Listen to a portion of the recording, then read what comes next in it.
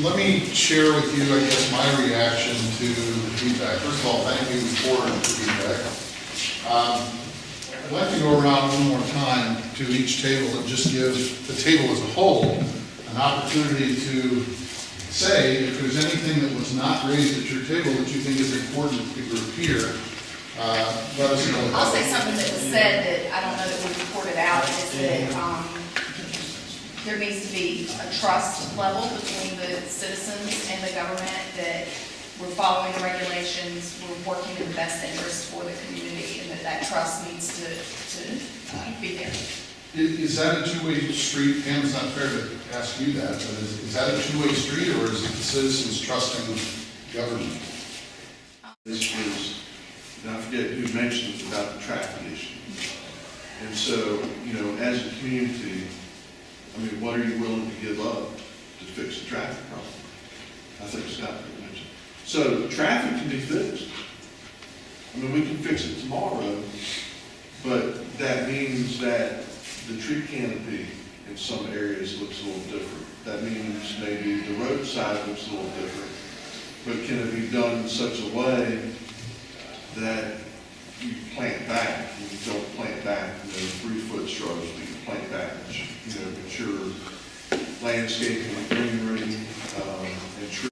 I think the trees are the most invaluable thing that we have to sell on South Island. This is exactly why I'm here. So don't touch those trees.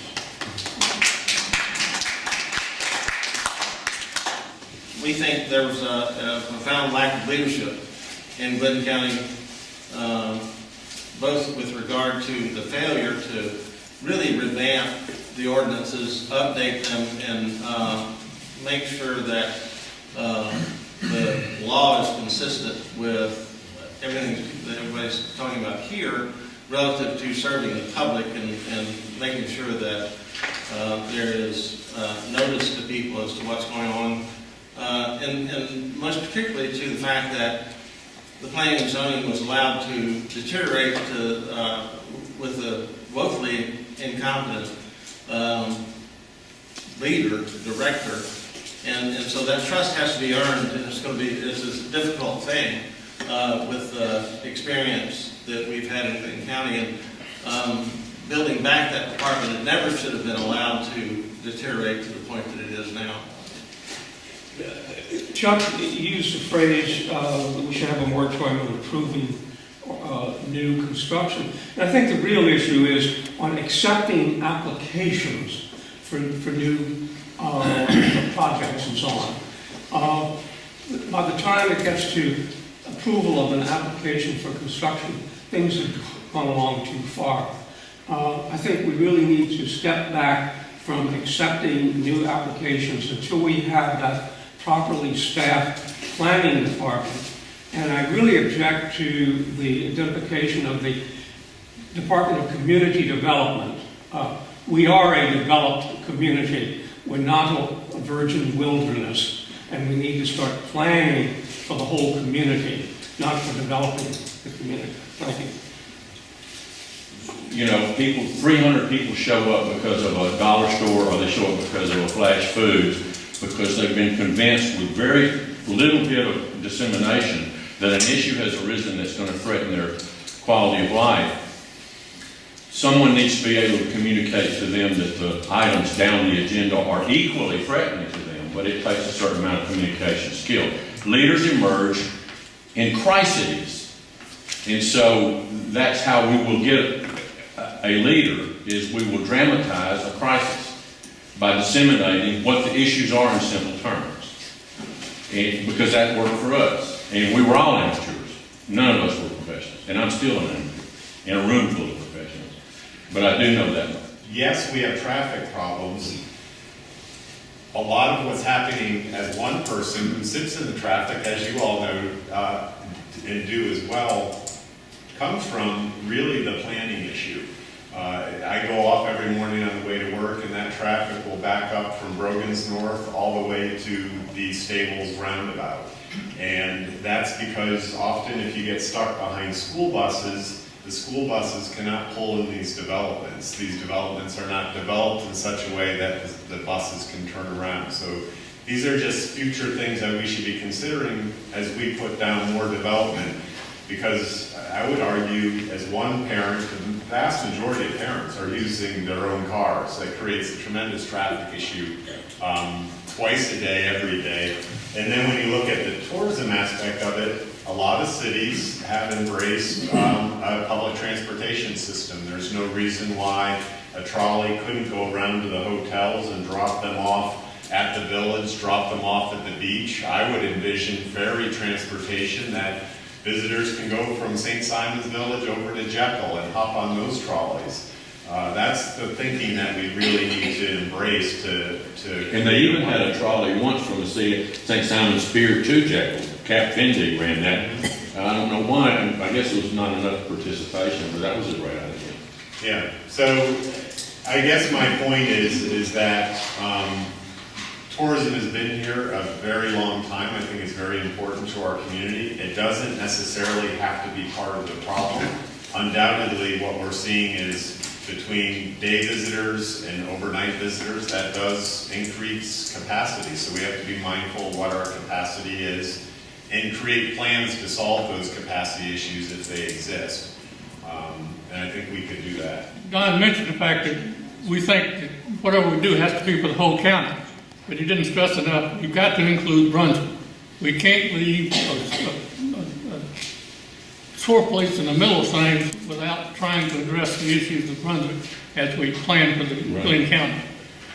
Addressing the traffic issue, I get upset when it's a choice between more roads or less trees, and there are some things that can be done, that you can have stickers where you have electronic ability to collect tolls or whatever you want to call it, so that these visitors, you know, I was in North Carolina, I rented a car, I kept seeing these signs saying, this is a toll road, but they collected no tolls.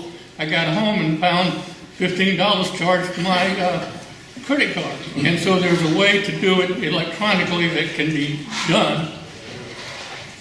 There is also the issue that a major part of the traffic, and all during the day, particularly morning and night, are the tradespeople and the workers at the various hotels and other things.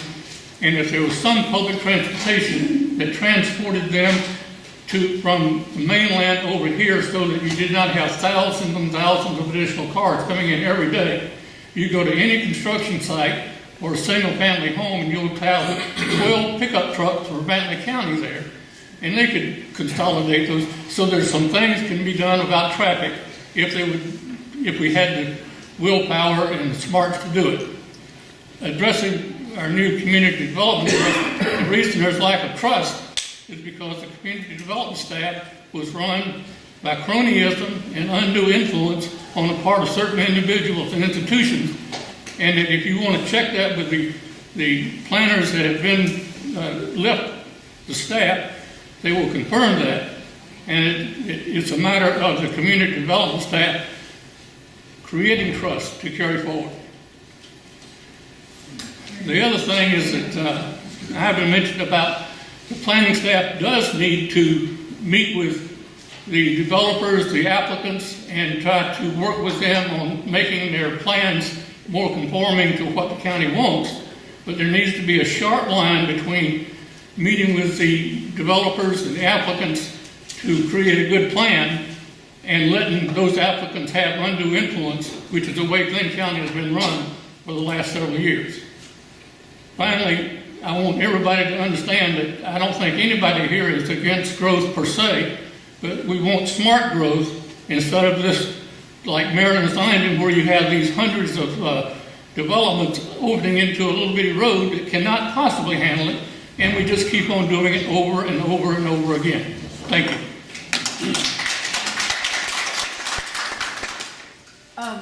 Just a couple of things, George. I have a couple of pet peeves. Just to bring up Hilton Head. About 10 years ago, I think Sue Chancellor and several of us went over to Hilton Head with Russ Moraine, who was in charge of the land trust. And we met with the mayor, we met with the planning department, We met with the attorney who incorporated the island, and I remember starting it where you could ride your bike down the middle of 278 to where you couldn't hardly get down 278. And everybody says we don't want to be like Hilton Head, which I understand, except Hilton Head has turned the corner. I mean, they've done an amazing job with their ordinances, an amazing job with the type of development that occurs on the island. They, of course, they have a land trust that's funded, has a regular source of income, but they also have created all these pocket parks. Their landscaping, their shopping centers are in interior, just like the Sea Island shops, with the landscaping on the outside and the parking on the inside. And to say, I'd like to see us become more like Hilton Head Island with respect to their landscape ordinances and their zoning. Just not through the same process. Exactly. I mean, the problem, the major issue that resulted in the incorporation there was when they started allowing what they call stack-a-shack condos. They were modular condo buildings that were being built. That was the last straw, and the place, it took them, that was all the people on the island would accept, and it went 25 years to get incorporated. The best thing they got going for them now is the myth that it's a terrible place. I remember one time Bill Deal and I wrote a piece for the Atlanta magazine about what a wonderful place this was, how beautiful it was, how serene, and some of my poetry was used. And my friend Kilgore was so outraged, he wrote to the Atlanta magazine, said, I don't know what island they're talking about, Bill Deal and Tony Baker, but we have witch covens here and all kinds of stuff. You keep them away. I thought it was right funny. You could write some more. Tourist billboard as I come down 95 going, no, please do not let anybody else come on the island. But I think somebody besides Scott needs to say this. The tourism is a big industry for St. Simon. There's many, many, many people who make their living here. King and Prince, all the hotels, and he makes a point that I never thought about before, that the majority of the tourists that come here stay somewhere that's already built. So our problem with infrastructure and roads and that kind of thing really isn't coming from the tourist, and I think that's the point he wants to make, and everybody wants to say, well, that's what he makes his living, so naturally he's going to say that. But as he was talking, it really hit home to me, that's really the truth. So those people really can't go away, and they're not, they're here in waves, and so, we have the traffic issues every day. So I think to Alan's point, what will the people tolerate? Well, I can tell you right now from Sandy Turbity and I, doing the tree committee thing, people are not going to let us cut down too many trees, thank the Lord. But we still have traffic issues, so I think it's incumbent on the county to come up with some ideas of how, we're never going to fix it to where it used to be 15 years ago or 20 years ago, but we can fix it to where it's better now, and then everybody's just going to have to understand you can't get from one end to the other end of the island in 5 minutes anymore. It's going to take you 20 minutes, 30 minutes, depending on what the time of day is. But I think I'm not a traffic expert, so I can't say what I'd be willing to accept until I see something on paper. But to somebody else's, Lisa's point, I think, you can't 4-lane down to a 2-lane road. We can't 4-lane Demery and Frederica and Kings. There's not enough land, even if we start cutting trees down, you're in somebody's front yard, just because that's how things were developed. So I think the county is going to have to think outside the box, come up with some new turn lanes, or some ways to reconfigure some of the neighborhood entrances, the public transportation. I don't want to see a lot of public transportation here, but I think there are ways to move people around. And to Stan's point, I agree 100% with everything he said. Exactly what I was going to say.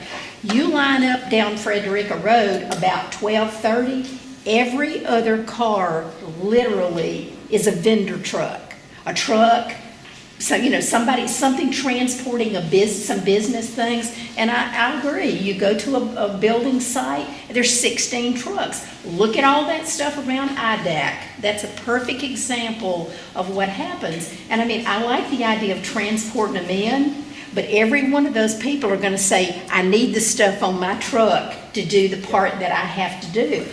But if some of that building was slowed, then some of that traffic goes away because those people aren't here anymore.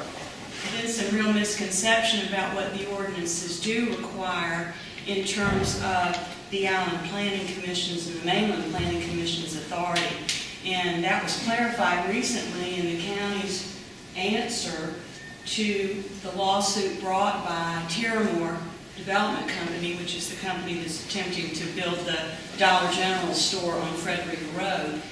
The lawyer for Terramore actually sued the county asking that the judge order the Island Planning Commission to approve that site plan that they had rejected in August. And in answering the complaint, the county attorney, retained attorney, Brad Watkins, had David Hangley verify his answer, in which he said his power is only, or his authority, is only to send an application to the Island Planning Commission that meets all the requirements for the application. In other words, that each element that should be in the application is there. Not to recommend or to find that the application is compliant with all the ordinances. So that the substantive decision, if you will, the decision as to whether this site plan meets all the requirements is not the community development director's decision to make. It is the planning commission's decision to make. And I think there was a lot of misconceptions. They may have come from Hamlin's predecessor, and they may have come from the developers, and they may have come from other places that just suggested that the planning commissions just needed to rubber stamp anything that was sent to them. I think there was a lack of training for the planning commissioners in terms of what their authority was or wasn't, and even how to exercise that authority or to do the right kind of review. As much gloom and doom as we hear in here, I think we are making a lot of progress. I think the last year has been good in the sense that, there were questions raised about rezoning over around the airport, and it was brought to the public, and that rezoning was rejected.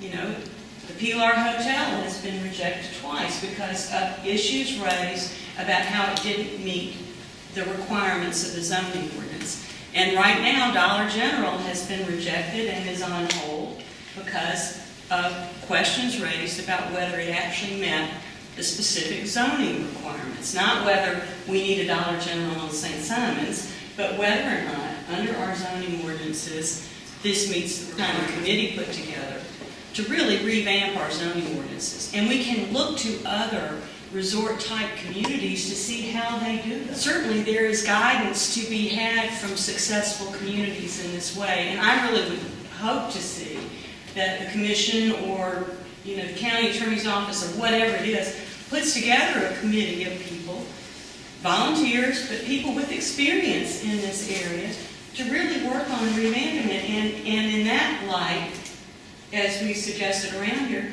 put a moratorium on anything else coming in. We're not talking about a year-long revamp. We're talking about some really concentrated work. And you've got some very talented people who would be great at doing that and would give their time to do it. May I speak to that, George, just briefly? And Alan may want to comment too, but that 2 weeks ago, the Georgia Community Planning Group and the Georgia Planning Association conducted a seminar over at Jekyll in which Alan attended, Peter Murphy attended, 4 members of the Mainland Planning Commission, 4 members of the Island Planning Commission spent 2 days addressing, coming up with a comprehensive plan, and then ordinances that flew out of that. Right now we have a beautiful comprehensive plan, but it has no connection with the ordinances, which are generally homemade, very imperfect, badly done. And that, so the resolve, as I understand it from Alan, that the county commission has agreed that they will hire a top-notch consulting firm and that we will go through the process of preparing and updating the comprehensive plans, but more important, developing ordinances that flow out of the plan instead of being something that was done the way Gun County was always done. Projection made, I think that the projection is probably closer to 6,000 than 9,000 of future development. But to your point, why not make that build-out plan visible so that there isn't any debate about what the number is and everybody understands what it is, and there's a traffic plan that goes along with that. And to your point, Alicia, it's not 6,000 people, it's 6,000 housing units. You know, I don't know, it's been a long time, but I think the last time I looked at it, it was about 2.2 people per housing unit. So, you know, you're talking about another 15,000 people possibly, residences on the, residents, excuse me, on the island, so. Yeah, it kind of gets back to what Stan said. The plan we've got was last updated in 2008.